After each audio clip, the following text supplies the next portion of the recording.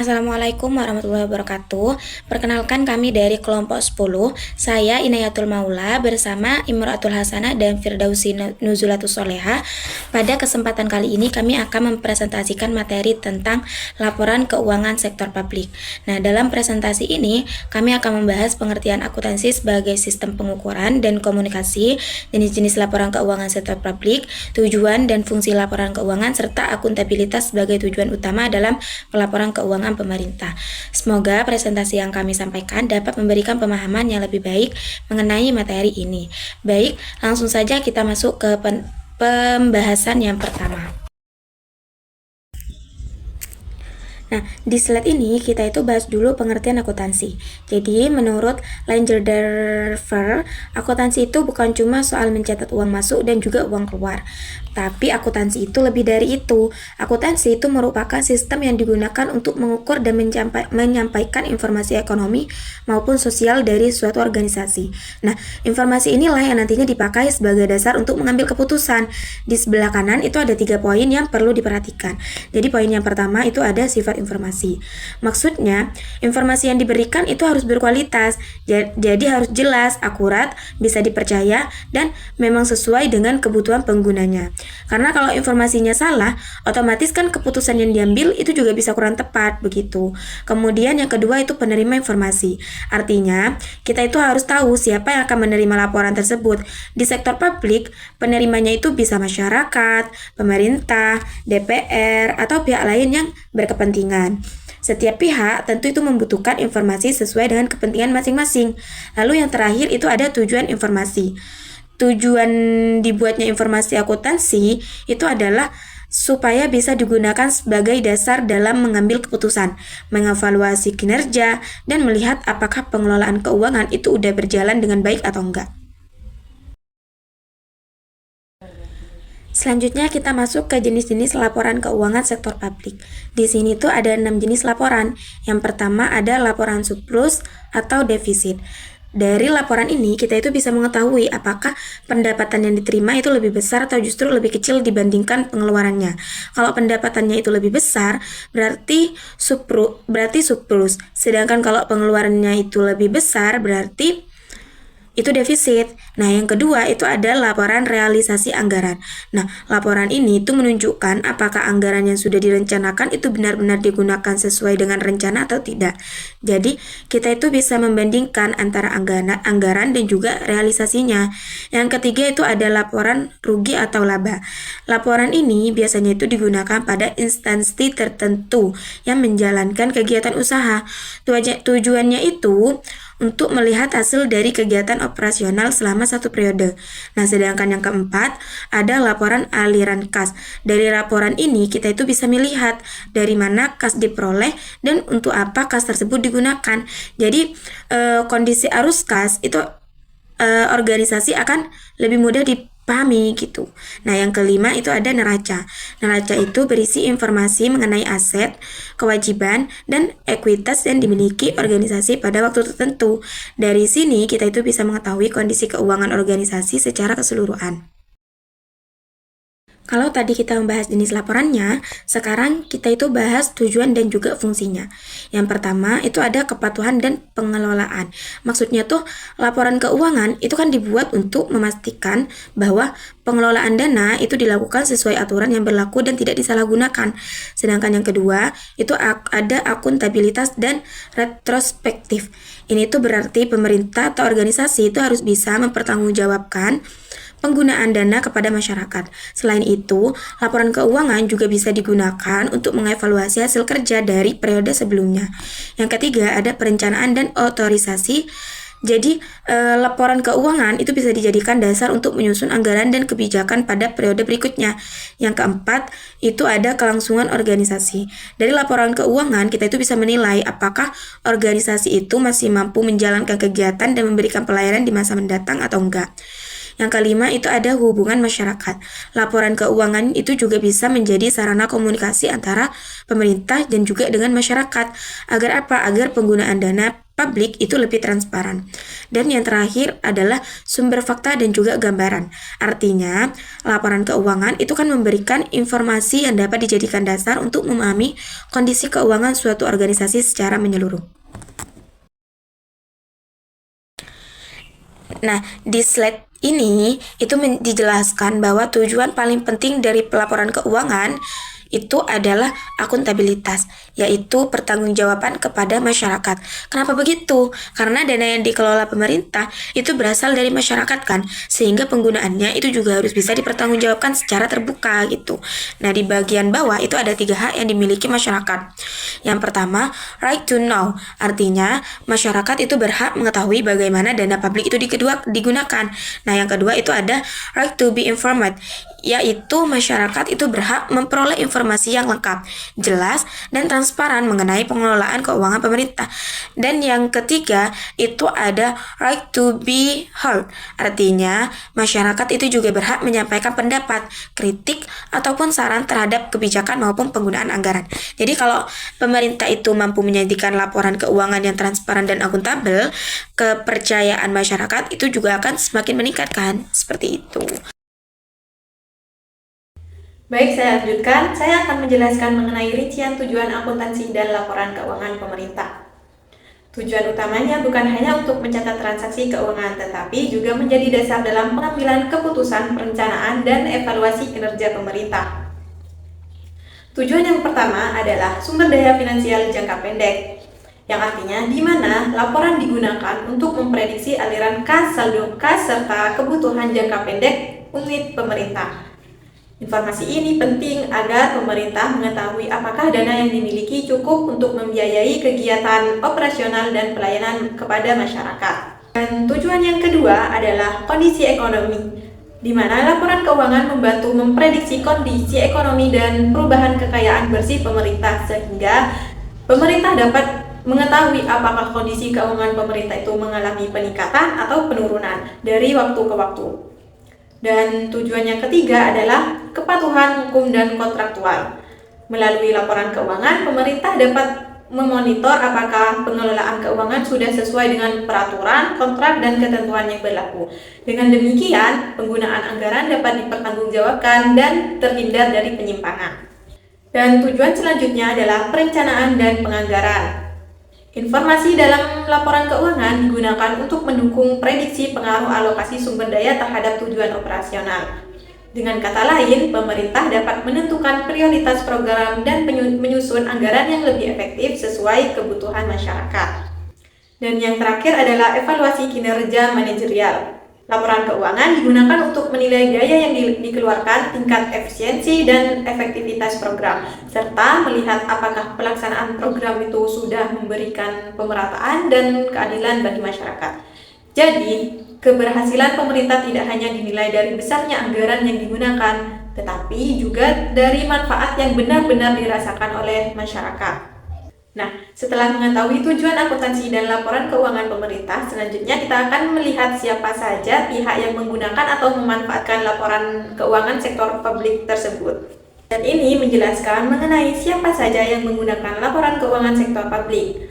Laporan keuangan pemerintah tidak hanya digunakan oleh pemerintah sendiri, tetapi juga oleh berbagai pihak yang dimiliki kepentingan terhadap pengelolaan keuangan negara. Pihak pertama yaitu pembayar pajak. Pembayar pajak ingin mengetahui apakah pajak yang telah dibayarkan benar-benar digunakan untuk kepentingan masyarakat. Yang kedua adalah pemberi dana bantuan, baik dari pemerintah pusat maupun lembaga donor. Mereka membutuhkan laporan keuangan untuk memastikan dana bantuan digunakan sesuai tujuan. Yang ketiga adalah investor. Investor menggunakan laporan keuangan untuk mengetahui kondisi keuangan pemerintah sehingga dapat mempertimbangkan risiko sebelum melakukan investasi. Dan yang keempat adalah pengguna jasa, yaitu masyarakat yang menerima pelayanan publik. Mereka ingin mengetahui apakah pelayanan yang diberikan sudah sebanding dengan anggaran yang dikeluarkan. Yang kelima adalah karyawan atau pegawai pemerintah. Mereka membutuhkan informasi mengenai kondisi keuangan instansi tempat mereka bekerja. Selanjutnya ada pemasok atau vendor. Mereka melihat laporan keuangan untuk kepentingan mengetahui kemampuan pemerintah dalam membayar kewajibannya. Dan kemudian ada Dewan Legislatif yang menggunakan laporan keuangan sebagai alat pengawasan terhadap pelaksanaan anggaran pemerintah. Dan selanjutnya adalah manajemen yang memanfaatkan laporan keuangan untuk perencanaan, pengendalian, dan evaluasi program. Dan yang kesembilan ada pemilih atau voters, yaitu masyarakat yang menggunakan laporan keuangan untuk menilai kinerja pemerintah. Dan yang terakhir ada badan pengawas, seperti Badan Pemeriksa Keuangan atau BPK yang menggunakan laporan keuangan sebagai dasar pemeriksaan dan pengawasan agar pengelolaan keuangan tetap sesuai aturan.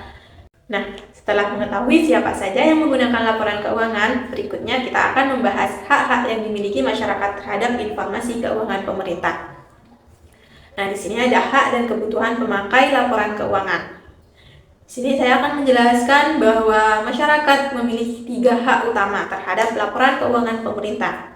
Hak yang pertama adalah right to know, yaitu hak masyarakat untuk mengetahui kebijakan pemerintah, keputusan yang diambil, dan alasan dibalik keputusan tersebut. Karena dana yang digunakan berasal dari masyarakat, maka masyarakat juga berhak mengetahui bagaimana dana tersebut dikelola. Dan hak yang kedua adalah right to be informed, yaitu hak masyarakat untuk memperoleh informasi yang terbuka, jujur, dan mudah dipahami mengenai pengelolaan keuangan pemerintah, terutama pada hal-hal yang menjadi perhatian publik. Dan yang ketiga adalah right to be heard, yaitu hak masyarakat untuk menyampaikan aspirasi, kritik, maupun saran. Pendapat masyarakat seharusnya didengar dan dipertimbangkan dalam proses pengambilan keputusan pemerintah.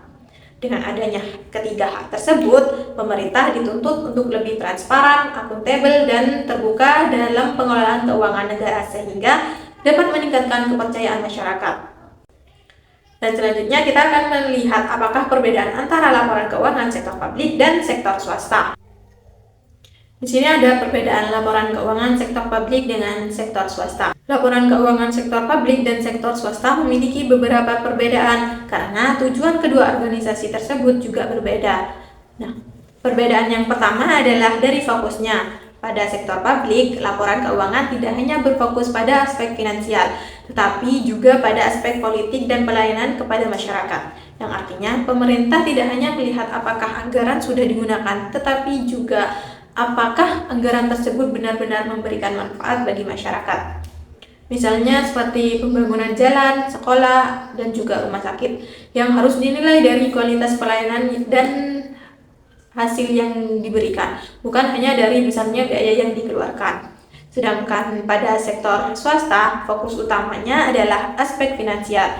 Perusahaan lebih menekankan bagaimana memperoleh keuntungan, meningkatkan pendapatan, dan menjaga kondisi keuangan agar tetap stabil.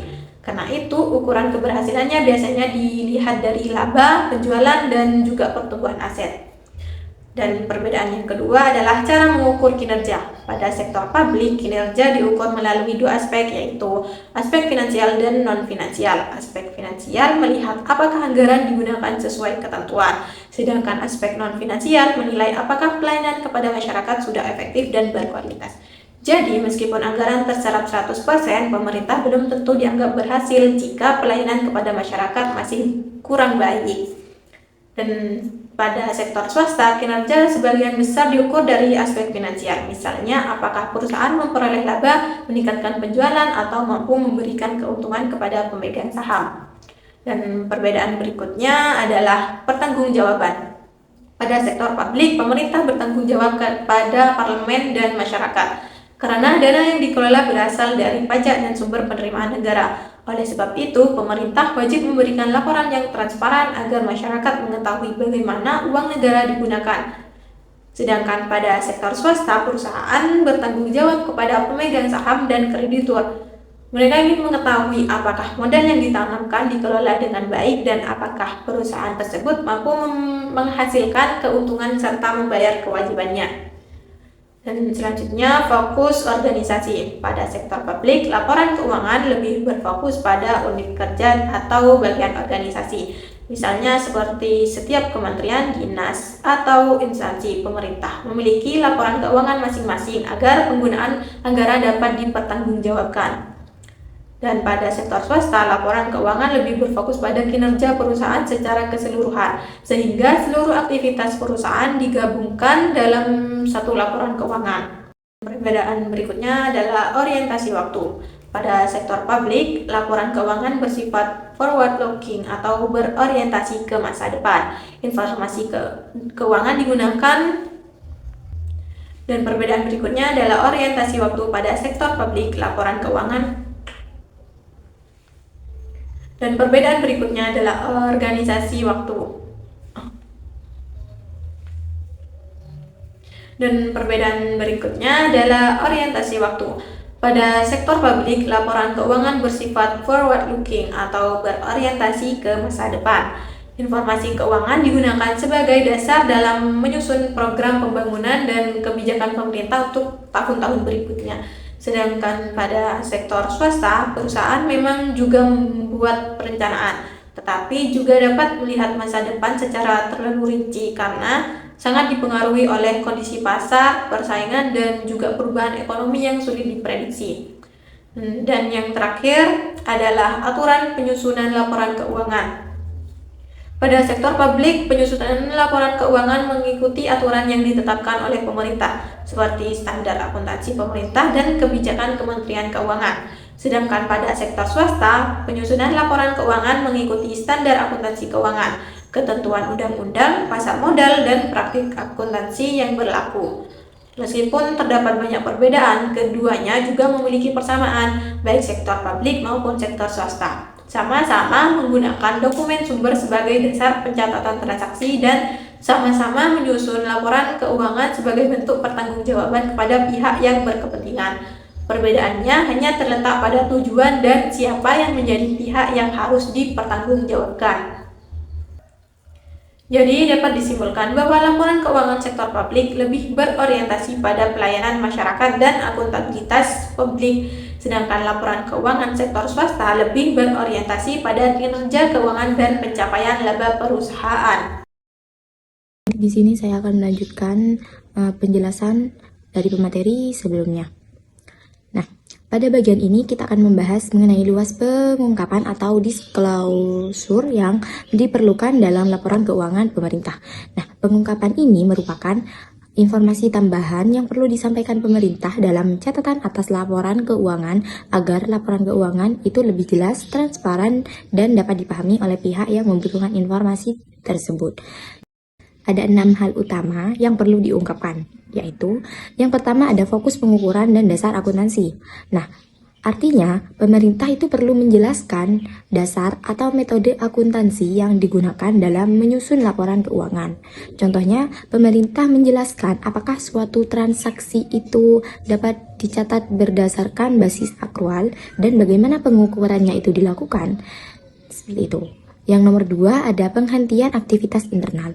Nah, bagian ini menjelaskan bahwa kebijakan pemerintah ketika suatu aktivitas atau kegiatan internal itu dilakukan. Contohnya, jika pemerintah itu menghentikan sesuatu program atau kegiatan karena sudah tidak diperlukan, maka alasan yang perlakuan akuntansinya itu perlu dijelaskan dalam laporan keuangan.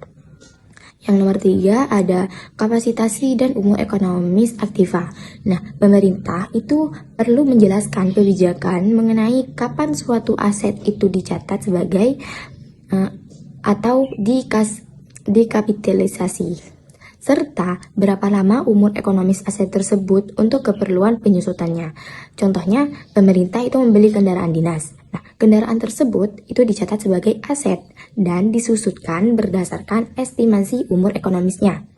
Yang nomor 4 ada transaksi penerimaan program. Nah, transaksi penerimaan program ini berkaitan dengan jenis transaksi penerimaan yang berasal dari program pemerintah dan bagaimana penerimaan tersebut itu dialokasikan. Contohnya, pemerintah menerima dana program bantuan pendidikan.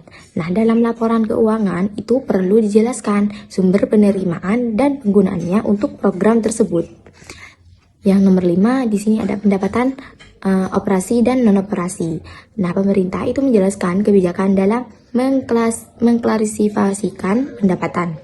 Apakah pendapatan tersebut itu termasuk dalam pendapatan operasi atau pendapatan non-operasi? Contohnya, pendapatan yang berasal dari kegiatan utama pemerintah itu dikategorikan sebagai pendapatan operasi. Sedangkan kebalikannya, jika pendapatan itu berasal dari kegiatan dari luar kegiatan utama, itu dikategorikan sebagai kegiatan non-operasi. Yang nomor 6 di sini ada aset, modal, dan utang jangka panjang. Nah, pemerintah itu juga perlu mengungkapkan rincian mengenai aset, modal, dan utang jangka panjang yang dimiliki. Contohnya, jika pemerintah itu memiliki gedung atau infrastruktur sebagai aset modal, maka informasi mengenai nilai aset tersebut itu perlu disajikan. Begitu juga jika pemerintah itu memiliki hutang jangka panjang, itu perlu dijelaskan jumlah dan kewajibannya. Nah, jadi kesimpulannya di sini, di materi ini, Jadi kesimpulannya di materi ini, luas pengungkapan diperlukan agar laporan keuangan pemerintah itu tidak hanya menunjukkan angka saja, tapi juga memberikan informasi mengenai bagaimana angka tersebut itu diperoleh, digunakan, dan juga dipertanggungjawabkan. Nah, begitu pula dengan masyarakat dan pihak terkait itu bisa lebih mudah memahami kondisi keuangan pemerintah. Selanjutnya kita masuk ke dalam laporan keuangan pemerintah yang buruk. Nah, laporan keuangan pemerintah yang buruk itu bukan berarti ada kesalahan dalam pencatatan, tapi juga menyebabkan informasi keuangan itu menjadi tidak akurat dan pada akhirnya akan memengaruhi kepercayaan serta pengambilan keputusan. Nah, di sini ada beberapa dampak yang terjadi. Yang pertama, menurunkan kepercayaan masyarakat kepada pengelola dan publik. Nah, kalau laporan keuangan pemerintahnya itu tidak transparan atau banyak kesalahan, nah masyarakat itu bisa menjadi kurang percaya terhadap pemerintah dalam mengelola uang publik. Contohnya nih, jika penggunaan anggaran untuk pembangunan jalan itu tidak dijelaskan dengan jelas, masyarakat itu bisa mempertanyakan kemana dana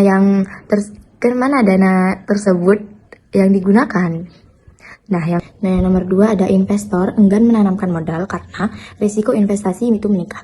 Nah, laporan keuangan yang buruk itu dapat membuat kondisi keuangan pemerintah itu tidak jelas. Nah, hal ini bisa meningkatkan persepsi risiko bagi investor. Contohnya, ketika informasi mengenai kondisi keuangan atau kewajiban pemerintah itu tidak disajikan dengan baik, investor itu dapat menjadi lebih berhati-hati untuk melakukan investasi. Selanjutnya yang nomor 3 ada pemberi donor mengurangi atau menghentikan bantuannya. Nah, bagi pemerintah yang menerima bantuan atau hibah, laporan keuangan yang buruk itu dapat membuat pihak donor mempertanyakan bagaimana dana tersebut itu dikelola. Nah, contohnya nih, jika laporan penggunaan dana bantuan itu tidak jelas atau tidak sesuai dengan tujuan awal, maka donor bisa mengurangi atau bahkan menghentikan bantuan tersebut. Selanjutnya, yang nomor 4 ada kualitas keputusan yang dihasilkan menjadi buruk. Nah, laporan keuangan merupakan salah satu sumber informasi untuk mengambil keputusan. Nah, kalau informasinya salah atau tidak lengkap, keputusan yang dibuat juga beresiko kurang tepat. Nah, contohnya pemerintah mengira anggaran atau program itu masih mencukupi karena laporan keuangannya itu tidak menunjukkan kondisi sebenarnya. Nah, pada akibatnya pemerintah bisa salah untuk menentukan anggaran untuk periode berikutnya. Yang nomor 5 ada laporan tidak mencerminkan kinerja aktual organisasi. Nah, laporan yang seharusnya itu menggambarkan kondisi dan kinerja pemerintah yang sebenarnya, jika pencatatannya itu buruk, angka dalam laporan itu bisa tidak sesuai dengan keadaan sebenarnya. Nah, contohnya di sini ada suatu program pemerintah nih, sebenarnya itu mengalami pembekangan biaya. Nah, tapi dalam laporan itu tidak disajikan dengan tepat. Nah, akibatnya laporan itu terlihat lebih baik daripada kondisi sebenarnya. Seperti itu. Selanjutnya, pada bagian ikhtisar ini dapat disimpulkan bahwa akuntansi sektor publik itu memiliki peran penting sebagai instrumen akuntabilitas, khususnya dalam pengelolaan keuangan pemerintah. Nah, pertama, laporan keuangan merupakan wujud pelaksanaan akuntabilitas publik. Artinya, pemerintah itu harus mempertanggungjawabkan bagaimana dana publik yang diterima dan yang digunakan. Contohnya, pemerintah itu menggunakan anggaran untuk pembangunan jalan. Maka, penggunaan anggaran tersebut itu harus dicatat dan dilaporkan dalam laporan keuangan. Yang kedua, ada secara internal, laporan keuangan itu berfungsi sebagai alat pengendalian dan evaluasi kinerja. Nah, jadi laporan keuangan itu dapat digunakan pemerintah untuk melihat apakah kegiatan dan anggaran itu sudah berjalan dengan sesuai rencana. Contohnya, pemerintah itu dapat membandingkan anggaran pembangunan dengan jumlah dana yang benar-benar digunakan untuk mengetahui apakah terjadi kelebihan atau kekurangan anggaran. Yang ketiga, secara eksternal, laporan keuangan itu menjadi dasar pertanggungjawaban dan pengambilan keputusan. Maksudnya, laporan keuangan itu tidak hanya digunakan oleh pemerintah saja, tapi juga oleh pihak luar seperti masyarakat, lembaga pengawas, dan pihak lainnya yang untuk menilai pengelolaan keuangan pemerintah. Contohnya, masyarakat itu dapat melihat laporan keuangan pemerintah untuk mengetahui bagaimana anggaran publik itu digunakan. Terus yang keempat, ada akuntansi sektor publik bertujuan mendukung keputusan ekonomi, sosial, dan juga politik. Nah, informasi dari laporan kebijakan yang sesuai dengan kondisi masyarakat. Contohnya, jika dari laporan itu terlihat bahwa anggaran pendidikan itu masih kurang, pemerintah dapat mempertimbangkan penambahan anggaran untuk sektor pendidikan. Nah, yang kelima ada akuntansi sektor publik, itu berbeda dengan sektor swasta, baik dari jenis laporannya, elemen, tujuan, maupun teknik akuntansinya. Nah, hal ini karena tujuan utamanya itu berbeda. Kalau sektor publik itu lebih menekankan pada pelayanan kepada masyarakat dan pertanggungjawaban penggunaan dana publik. Sedangkan kalau sektor swasta itu lebih berorientasi pada kegiatan usaha dan keuntungan. Nah, jadi dapat disimpulkan bahwa akuntansi sektor publik itu bukan hanya berfungsi untuk mencatat transaksi keuangan saja, tapi juga menjadi alat untuk menunjukkan transparansi, mengendalikan kegiatan pemerintah, mengevaluasi tenaga kerja, serta mempertanggungjawabkan penggunaan dana kepada masyarakat. Demikian presentasi dari kelompok kami mengenai materi yang telah dibahas. Semoga penjelasan yang kami sampaikan bisa dipahami dan menambah wawasan bagi kita semua. Kurang lebihnya, wassalamualaikum warahmatullahi wabarakatuh.